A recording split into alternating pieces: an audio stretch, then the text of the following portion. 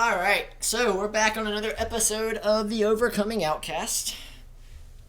How you been? I've been good. How are you? We have went through a lot of changes.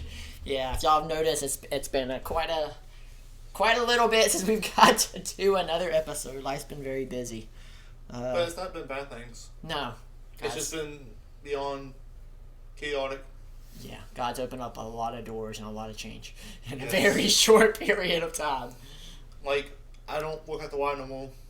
Yeah, I don't think we put that in for any of the episodes But before. I got a better paying job because God opened the opportunity. But like, okay, since you did well at this job, let me give you let's offer more money and give you more hours. Yeah. To get me ready for what I'm going to school for. Right. So it's like it definitely opened up within 24 hours. Like. Literally. Like, they reached out to me because it was like, hey, you've been on the wait list. Are you interested? And they asked me when I could do the job interview. This was before we went to Tennessee, by the way. Yeah, we just went up to Tennessee for Shabbat. Shabbat, which is a youth conference. That was life-changing. Yes. Matt very much likes Catherine Mullins. If she happens to watch this, Shout out. No, this has been an episode we've been talking about for, I think, since the start of the podcast. We're gonna at least at the very least, which is, I think that's been like 6 months now in a coffee shop. So it's been putting on my heart for longer than that. It's just I've been pushing back because I've been scared. Yeah. So if y'all haven't, if the title doesn't say so, this is the episode where Matt is going to share his side of the testimony of our lives and the very crazy things that God has brought us through, and a little glimpse of why the podcast is even called The Overcoming Outcast. So I'm going to probably just let Matt kind of take the microphone a little bit here and share what God's laid for him to share. But all right, Matt, so where are we starting at in the testimony here? Well, we're gonna the book that got me through it was the book of Joshua, but Joshua 1, chapter 1, verse 5 through 9. It basically like put me together. Like, it helped me overcome it. Like, ended the big part of the testimony. Okay. But when I was 10 years old, during the end of the summer, is when I first got saved. And so by the end of the month, things started to go downhill. Fast, with my parents getting divorced and me trying to get involved into my church at the time. Also, a couple years later, in my early teens, I started to realize how hurt I was, not only from the church, but from my parents' divorce as well. I was going to step up in ministry, but we didn't really have the money to do so at the time. To be exact, we were almost homeless from the divorce, and I was very disappointed in God. So I literally asked him and my parents, why are you allowing this to happen to us? And while we are choosing me, why are you choosing me to go through this? Plus, I began to get hurt from that church, as they were spreading gossip about them, and they were also trying to have me spill the beans about the situation by trying to give me eavesdropping about my parents. But about a year later, I was going through more and more changes, from being moved up from special needs class to changing churches to trying to make friends. How old was you when that was going on? I was, if I remember correctly, either 12 or 13. Okay, so my early teens. So middle school? Yeah, I was in middle school. Okay. Oh, I definitely remember that. Like, it seemed like yesterday because it was beyond chaotic. But to make friends for the first time, which worked out well at the time. And I had started therapy sessions, and I was diagnosed with mild anxiety, and I was introduced to coping skills. But I choose to ignore it because I was embarrassed, and so due to the fact I didn't handle it back in my 7th to 10th grade. It built up inside of me like it was a new normal for me. During my freshman year in high school, my friends started looking up to me as a good friend to talk to. During Christmas 2014, I started doing missionary work again, but with my new formal church by starting volunteering, packing shoeboxes. That was a thing called Shoebox Challenge. I won in second place, so I got a free ticket to Dollywood with the church, which I have always wanted to go to Tennessee my whole life. But also during that time, I was very involved with my school by helping out with the band and helping out with theater and to everything I can do. I was even in the chorus, which by the way I'm tired of singing. I was preparing to move up into doing my first mission trip with that church. And at the same time, I was helping out in a club in my school with special needs class.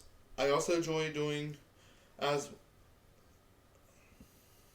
they were my best friends because they knew me from elementary to middle school. As the next year coming back was when I started facing really, really dark times. As I labeled October 2016. As it changed me temporarily. During that time, I was being bullied once again, but by the whole class this time. Which was in my favorite class, chorus. And during that time, I had enough with being abused by my dad, and so much more was going on that it was way too much that I tried to end my life permanently. Thankfully I didn't Thankfully I didn't put it because it became every October thing as my mom remembers what happened and what my friends started to walk away. Which really hurt because I have helped them get through situations in their lives and felt really bad because I taught growing up that taking care of myself was very selfish of me. And I was admitted to the hospital from my school, and I had enough with me being abused at home.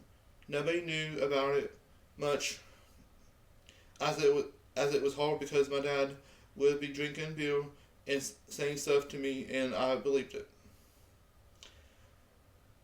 But after the hospital, which was about a week due to being put on meds, I was living back and forth like I was supposed to, as court orders. I also remember that my dad would get so mad at me at doing any sports game and that he would take out his anger on me. He decided to kick me and my brother out because he got reported about me being abused.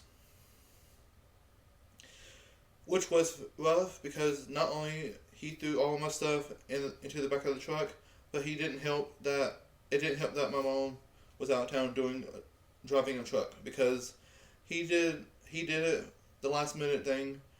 But I remember that I went outside to call my mom as she asked me to call her every day since what happened from the day out of the hospital at the time. If I remember correctly, he kicked you out before he kicked me out. Like I don't remember it being the same time. I remember him kicking you out, and it was a couple months later he kicked me out because I was taking, your mom's side and taking your side with everything, but yeah. But I also remember that during a time, like I said, I got off the phone with Mom, and when I came inside from being off the phone, you was on the bed crying, and I was trying to figure out what's going on. Yep. And he shut the door and told me to get packed up. You're leaving. To summarize, I remember him coming in the room and he started packing your stuff, and I asked him what was going on. He told me that you was leaving, and I started crying, and that's what you're talking about right there. Yeah. That was a couple of years ago now. It's been quite a bit, thankfully. That been about at least 9 years ago. Yeah. Almost 10, because it's 2016. Yeah. Continue. You lost my spot. How dare you?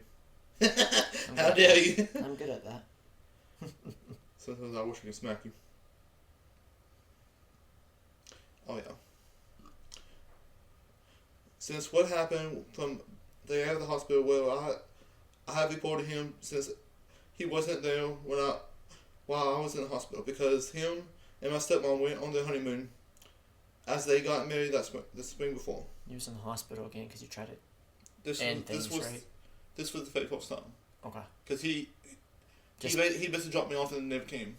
okay. Just a heads up, you have to say end things. You can't say anything else when you use the certain word. YouTube will block us. So, when you say the S word, don't say the S word. Say end things, or end it all. I haven't said that. I know. I'm just letting you know in the future, because I know that's a part of your testimony. I was again frustrated with God during that time, as I was very confused on why I had to go through all of this, because me trying to end my life and start losing everything from friends that I started making at that church at the time. It was rough, because I remember I was crying every night for a couple of months because I was really upset that I have started losing everything that I worked towards. But the last week that he picked me up, he had the right, which he had the right to. I ran into the kitchen, which was the back of my mom's house at the time, as I didn't wanted to go with him. So he literally came in and started dragging me out of the house. As he did that, I literally wanted to grab a knife to stab him, as I had enough. During Thanksgiving and Christmas, it was rough on me, as it was my first time with me not seeing him. But at the same time, I'm glad that I didn't, because I remember how miserable I was there.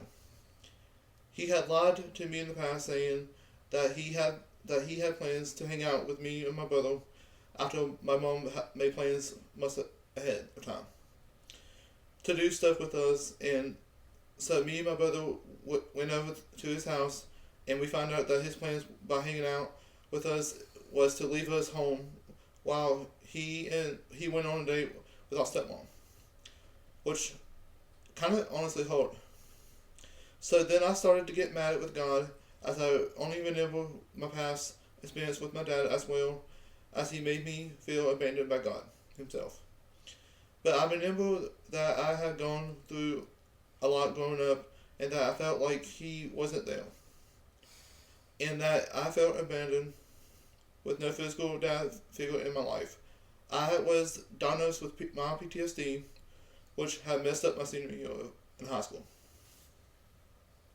But it explained a lot on why I started struggling to keep a friend that was any guy in my life. It would have been hard for me to trust any.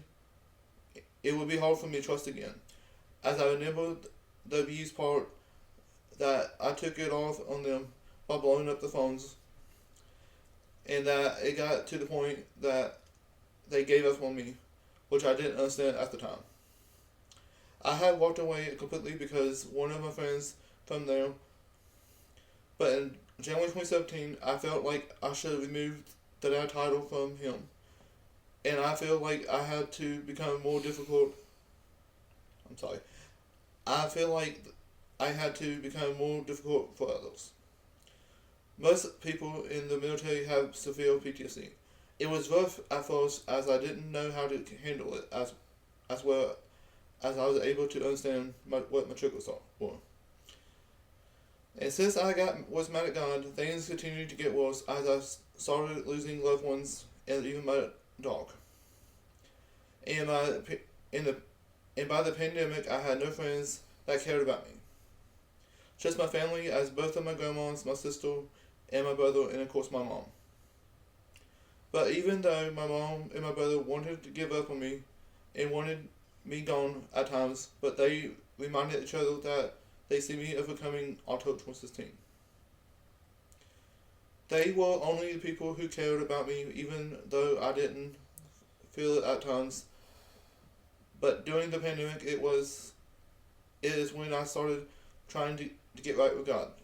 I started praying for some type of comeback with making new friends and for me to start making an impact on others.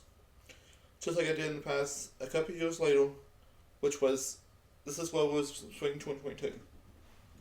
To be exact, this is why I was introduced a Christian ministry camp with multiple sites called Summershine. The Outer Banks was one of them, so I chose the Outer Banks as it was my happy place from home. I honestly didn't know what I was getting into. I didn't know anyone there after my brother's graduation from high school. When I left for camp, I was really nervous as it was my first job. Not knowing anyone there to be just being by myself. It was really a big deal, and I had learned a lot about myself as I opened up to God and started making friends again, which it was a huge deal. And I had a blast even though I was stressed out because it was only 4.5 hours away from home. And I left, I felt like I was not going to understand what was going on. But thankfully both my bosses and my co-workers understand where I was coming from. So they made me feel included. And they worked with me during the stressful moments. At the end of the summer, it was time for me to come back home to start school again. Which technically I was taking free classes. But at the same time, I was worried about what my mom and my brother's thoughts would be about me, because I had changed completely.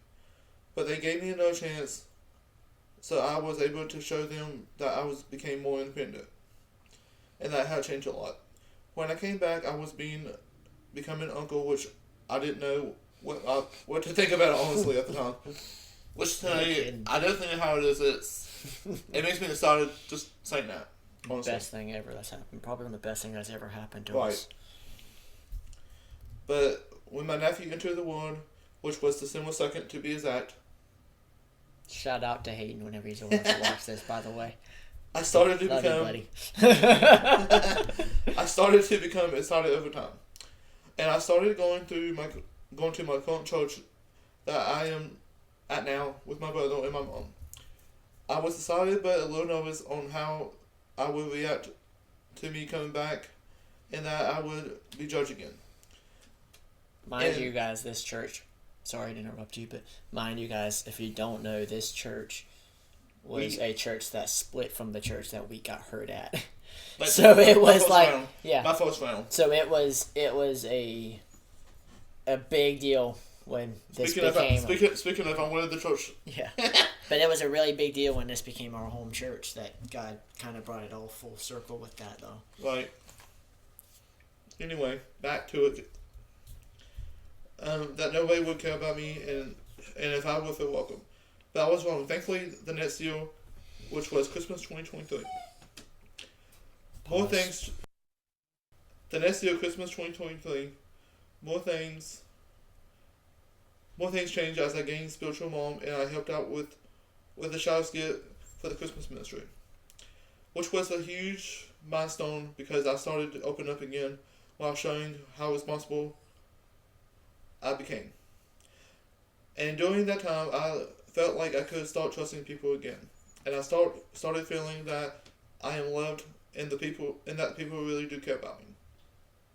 But I kept praying for me to start making friends that are around my age again, that are good friends, and I can start talking to a couple people about what I'm dealing with, and that I am scared to make friends around my age due to my past experience. But I guess God has a sense of humor, which He did, because people finally came back with me because people finally came back to me on who I should open up to, and I started to. But as it was hard for me, as I don't know how to start any conversation with my friends. So I reached out to those people who are my friends of mine, and it was going very well so far. But I feel like I have messed up, but those people haven't gave up on me yet. I remember the hurt from my past when my dad wouldn't spend time one-on-one time with me. It was either with me and him, with my stepmom, or him getting kind of drunk. Then God led me to start the shoebox at my church, and I remember God told me through other people at church about helping me by packing them. Me and my brother were talking about it, and we talked about how God would make it happen, and how it would work out. As of October 2024, I still remember October 2016 event, but it was really hard, challenging year as I started fighting back on what happened to me in 2016 by reading the book of Joshua. Not only did you read it, you studied it. I'm telling you. That was the guys, faithfulest book I got memorized. I can believe it. And to this very day, I still have it memorized, like, honestly. And for those who don't know, which is basically anybody, when I say he studied that thing, I mean he took it verse by verse and broke it down into what it meant. And it was honestly probably the coolest thing to watch as a brother. Because, like, I was watching. And to this day, when we talk about Joshua, anyone at church, if you ever want to have a conversation with Matt, just talk about Joshua. And he can keep it going, I promise. He could probably tell you some stuff. But but that's probably why Joshua was the book that he claims is getting credits helping him through. But anyway, that was a side note. Speaking of, from Joshua chapter 1, verse 5 through 9, that's what stuck out to me the most. No one will be able to stand against you, as long as you live. For I will be with you, as I was with Moses. I will not fail you or abandon you. Be strong and courageous, for you are the one who will lead these people to possess all the land I swore to the ancestors. I will give them. I'm sorry. Be very strong and very courageous. Be careful to obey all the instructions Moses gave you. Do not divide them from them, turning either to the right or to the left. Then you will be successful in everything you do. Study this book instruction continuously. Meditate on it day and night, so you will be sure to obey everything written in it. Only then you will prosper and succeed in all you do. This is my command: be strong and courageous. Do not be afraid or discouraged, for the Lord your God is with you wherever you go. That stood out to me the most when I was going through it. Like, I'm taking a break before I go back to read my notes for the testimony, but that actually stood up since we were talking about just the book of Joshua, because it reminded me that, like, even when I felt abandoned, God literally didn't abandon me. I abandoned him. Mm-hmm. But on top of that, he was so thankful. Like, he kept me alive all these years. Right. Literally. I was even willing to give up on myself. Yeah. Anyway, let's go back to it, because I still have a lot of... Because I really have been through a lot. Anyway.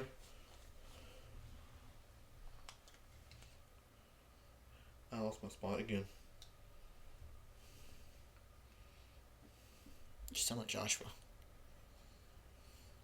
I still remember October 2016 event, but it was really hard, challenging you as I started fighting back on what happened to me in 2016 by reading the book of Joshua. But as the Christmas 2024, I was prayed over, and I would say that me forgiving others that hurt me had healed me for the first time. I remember after Christmas ministry, it's when there were offering calls. Awful calls. You know what I meant. I went up there to grab a prayer cloth as God told me to let go. So I did it, and it was for me to forgive others that hurt me. So I'm thankful that for God healing me from the brokenness of letting the hurt go after 15 plus years, which today, as of 2026, it will be 19 years. That's crazy. Like, that's crazy. But when I talked to the notes to the day, it will be 19. That's crazy. As of today, I've been doing the Bible study with my brother a couple times a week, which because the busy schedule that recently had to do once a week. Yeah. But I mean, it's both or nothing. But honestly. now we're trying to get it more structured. Right. But yeah. Better than nothing. Better than what we was doing in 2016. And doing good in school, and I'm learning how to seek God. I have learned that it is okay to trust people, that not just that I have to be careful, and that I can trust God. Plus, I have been listening to God as well, seeing visions that God is giving me, and that I have overcome all of this through God. But God told me why He allowed me to go through this. The answer was He was calling me to become somebody special and to make an impact on people's lives around me. To show that He is with us just like He was for me. The best way to explain is that I'm called to make an impact in other people's lives, no matter who they are, and that people around me to see me as an encouraging way for them to get closer to Him. Which I'm glad if I have, but I probably will never know how much I have made an impact in people's lives. I have made throughout my life as much I want to know that will encourage me, but it's not about that. God draws me closer over the years, and to wrap things up with better news, I have started to taking off my antidepressant meds recently. This is right before camp, as I was typing this. So this is done. Well, I'm gonna that's been some Shabbat, but that's at the end. Anyway, that alone could be a whole episode. Unless Shabbat could be its own episode altogether, and it probably will be one. But I lost my spot. Anyway, recently, I am currently understanding that the ways I do are different than most people. For example, when something is bothering me, I prefer someone approaching me to ask me if everything's okay, because I won't lie to them. But at first, because I don't want them to worry about me at first, but it's easy to pull it out of me. Which, that's good and bad. Easy to pull things out of me. Because I'm not gonna lie to you. Yeah. I just tell you bold. Yeah, you're not wrong. But honestly, like if I tell you, like if I know you can like it, I normally say like, "Are you sure?" I'll ask twice, like because when I say those, you pull on Michael. Can I be real for a minute? Sure. but I mean, when I say those three words, "Are you sure?" Yeah. That literally means you like. I'll be honest with you, you ain't gonna like it. Yeah, that's something our youth pastor does, Michael. Those who don't go to our church, Michael's our youth pastor, and unfortunately, he's great-headed. He's a very awesome man, but he's very bold, and he's very he doesn't what do they call it, fluff things up. Right. He doesn't fluff things up. He'll just just give it to you straight. I've been with Michael when I was like 5, because the youth camp that we used to go to, there was a bunch of kids that were older than me. They were trying to drown me in the pool, and he stood up for me. So I've been with him since I was like 5. A lot of people don't remember things when I was 5. Nowadays, as your youth pastor, he'd probably be the first one trying to drown you. I don't know about that. Nah, for real, no, he's a good man. We call that baptism. we also call it old man because he's gray-headed. Yeah. And he acts like he's old. Well, he had back surgery, so. Yeah. But we still make fun of him. Yeah. He's a good man, though. He's 53, right? 35 to be exact. I was going to flip those numbers. One day he'll be 53, and that joke won't make any sense anymore. So. We can't flip the age on that. Anyway, continue the story. I was toward the end of this. What was I? I don't want them to worry about me at first, but it's easy to pull it out of me by just talking to me, because in my mind that tells me that the person is taking their time to listen. When I was reading the book of Joshua, as I dealt with depression, Joshua is very similar to my story. In the same way, because he fought so many kingdoms and he won. Spoiler alert, by the way. I won my battles through the faith of God. As I continue to make a comeback, I'm beyond thankful that I'm still here and going stronger than ever. During camp, which was last August, I can't believe it was almost. During camp, I was able to meet the Holy Spirit for the first time, which I heard about but never fully experienced corporately. Like that Tuesday night during camp. Like that way before at least. I remember asking my brother that night if that was a self-experience is how during the youth camp trip. What she said it was from the cabin.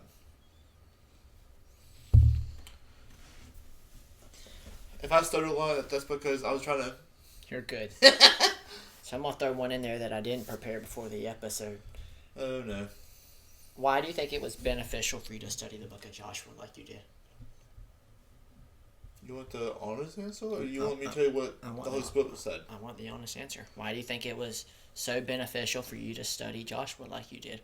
Honestly, I don't know if it's the Holy Spirit that put it in me, and I wasn't well. Okay. It's just the book of Joshua was on my head for months. Okay. Like, it was like March of the year I read it, so like 2023. Mm-hmm. So it was in my head for months. I was like, I wonder what the book of Joshua is. But and then the month before I started, which is to October, the end of course, end of the Persian part. Yeah. Which was October 2023. And if I remember correctly, you've not been in the hospital ever since that I year. have not. We've celebrated every year that you've made it another one. But I mean, my faith is beyond strong. Yeah. Like it's just, like, and I'm still skyrocketing. It's kind of, it's scary of how much I'm skyrocketing, and I'm not stopping. Mm-hmm. But I do that. I mean, like, God's providing this. Yeah. Because like since I left Summershine, I have learned a lot, and because I learned a lot, I have been like going like crazy. And like, I would say the last 3 years because it's 2026. Yeah. I have skyrocketed like crazy, and because I skyrocket, well, guess what? I'm not stopping. Right. Because I'm like on fire for God. So what is something that Got off a little bit. So what is something that you wish someone would have told you back in 2016? I would say that God would get you through it. Okay. And because the reason why I say that, even if it's tough to think about, like mentally, that you should read this book of Joshua like I did. It might make you uncomfortable, but if it makes you uncomfortable, that's the flesh. Because the flesh doesn't want you to focus on God. Why Joshua? What stood out in Joshua that helped you? Like I said, from what I just read, from the New Living Translation. About not being afraid. Between not being afraid and don't feel abandoned because God's not going to abandon you. Okay. Yeah, I mean, it makes sense. To the person that might be watching this that's depressed and they really don't know how to keep going, what would you say? Trust in God. Because God would get through. It might seem like impossible at first, but the outcome is beautiful. What did that look like for you? Like the steps to get there. What did that look like? Do you remember? Oh, I definitely do remember things. So what did that look like? From over the years, it was exhausting.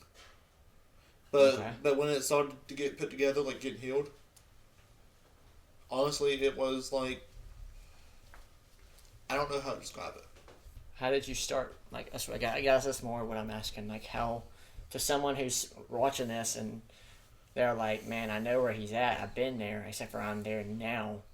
How would you tell someone? Like, how would you recommend someone to start that healing process with God? I would say, not only pray to God to get you through it, like pray to God, but when you get prayed over, like pray for yourself, it will help you open the doors because your heart will begin to kind of heal itself. Mm-hmm. But it won't heal itself. God's putting it back together. Yeah. If that makes sense.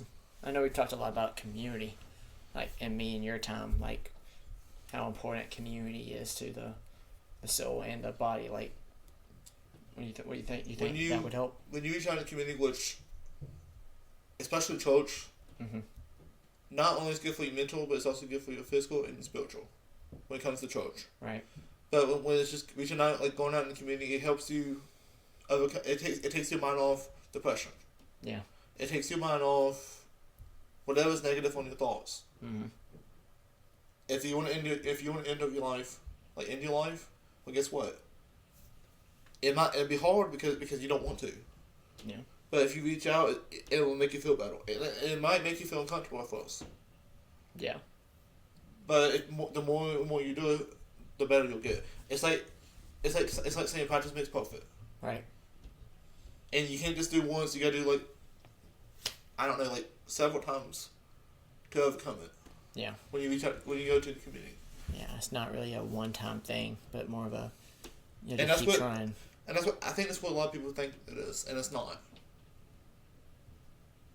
Like, it took time for me to get healed from God. Why do you think so many people want to give up so early? I think the reason why is because they feel like they're nobody. I think part of it is because they don't know how to. Because growing up, I would say parents they would not understand the kid, like mentally, they'll know the kid, Mm-hmm. but they don't know them mentally. And I think bullying is definitely a big part of why people end their lives. Yeah. Because when they get bullied, they feel like they're nobody. They feel ashamed. They feel embarrassed of themselves. Yeah. And then the enemy comes over and tells you you're the only one that's dealing with Right. it. Which goes... And that makes me upset.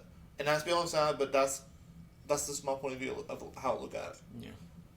That's why And our verse for this whole entire podcast is, no temptation is not common to mankind, but through every temptation, God is faithful. He'll bring a way out. right. I think it's important that we always remember. You'll probably hear this every episode, but I think it's always really important that we constantly remember that you're not the only one that's dealing with something. And the reason why it's so hard to talk about it, I feel like a lot of times, is because the enemy wants to keep you isolated and wants to keep you in shame of it. And the problem is you don't realize that. You don't realize it's the enemy attacking you. Yeah, it feels like comfort. It feels like just But what you want to do. But when the therapist says you need to step out your comfort zone, I don't know they realize what that means spiritually. But that's basically saying like, okay, step out your comfort zone because the enemy's attacking you. Yeah. But like I said, I don't think therapists and stuff. I don't know if they'll. But I mean, that's what the spiritual side. But I mean, the spiritual kind of goes with mentally, in some ways. If that makes kind of sense, because, I mean, to be able to take care of it mentally, your physical will rely on your mentally. Just like spiritual. Spiritually relies on your mental health. Yeah. As well as physical. It can be. Right. It's all connected. Paul says he works out his body just as much as he works out his spirit. I'm paraphrasing that. That is not the actual verse of it. I cannot quote the verse of it, but I'm paraphrasing that. But I'm talking about how he talks about how it's important that we also take care of ourselves physically. And I think there's studies out there now that show a lot that your physical health directly connects to your mental health. So, It does. So. But I mean, because since I learned from this, what I do now, I'm basically about to get my own classroom. Okay. Which I'm excited, but I'm also nervous. The reason why I'm nervous is because it's more responsibilities. Yeah. Because I've been working with kids for at least 10 plus years. But if I remember correctly, you've always wanted to be a teacher's assistant. You've never had enough confidence to step out into being a teacher. Yeah. So I'll agree.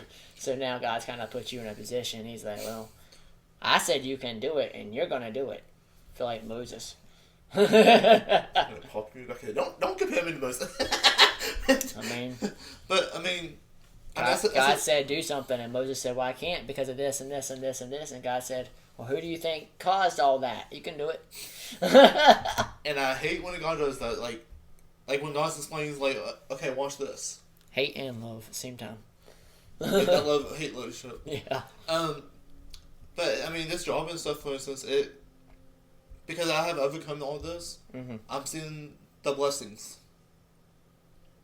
And God's continuing, like, okay, because I went through so much from my childhood to the day.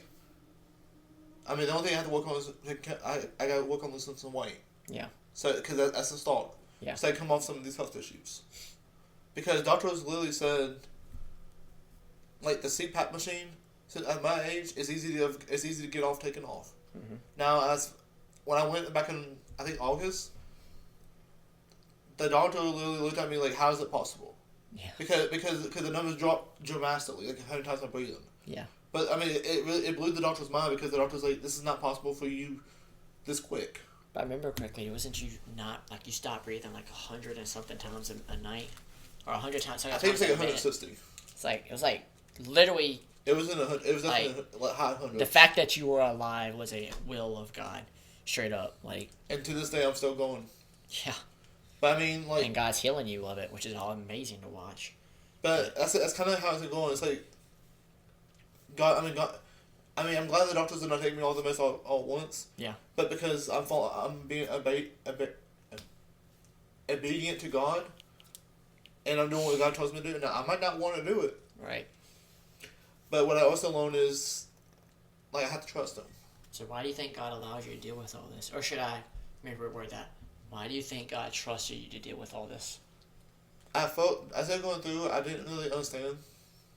But I do believe the reason why is because because His response was like, okay, like He trusts me to do it. And He knew the positive outcome. He knew that I was going to overcome it. He knew that, he knew all this potential. Right. And I think it was like last Thanksgiving, they thought I had colon cancer, and guess what? That honestly didn't hit, honestly when they diagnosed with colon cancer, which this time they actually thought it was cancer. But I mean, I had it before, but they thought so. But this time they went into more details, like, okay, you have colon cancer. Well, God said nope. Let's put it this way. For those who have colon cancer, God's going to heal you. But basically, how that went was, like, it took me about 48 hours to kind of cope with it, because I was upset, because I was like, really? Mm-hmm. But without 45 minutes, God reminded me, like, whenever I brought you through depression, who did that? Yeah. If I can heal you from depression, why can I not heal you from cancer? Like, give it to me. Yeah. And when and my prayer that I prayed for about a week or so, like from then to Christmas, was, God, if I'm meant to have it, let it be. If I'm not, prove the doctors wrong. Well, I got a good Christmas morning surprise. So Christmas Eve, I had to go to the hospital because I had a lot of abdominal pain in my stomach, as you can probably imagine. Like, no matter what I eat, no matter what I drink, I can't hold it down. Yeah. So it was so bad. So Christmas Eve, I had to spend that night, it was a long night, but I had spent it from like 8 p.m. to midnight in the urgent care, and by midnight, the urgent care sent me like, okay, you have to go to the hospital. Yeah. Well, so I went to the hospital. They did a CT scan, blood work, all they needed to do to see, and they were confused because by 8 o'clock Christmas morning, I was colon cancer free. Yeah, they couldn't figure out where it went. Now the only thing they recommend me doing is the colonoscopy, which again, when they did it, it's gone. There's no proof. Yeah, that was just God's way of proving that it wasn't there anymore. It's for that it just honestly it kind of seemed like God, it just seemed like Satan was trying to attack me, because I mean he knew he can't take away he can't hit me mentally. Yeah. So now he's trying to hit me. He was trying to hit me physically, but guess what? Nice try. So, that's my response. Nice try, devil. Try again. So I want to go back a little bit to I got a little stuff on that. You're good. Hey, I believe God will share. The Holy Spirit will share what He wants to share in this podcast right now. But so what? I want to kind of go back to why God allows you to deal with what you had to deal with. I forgot that.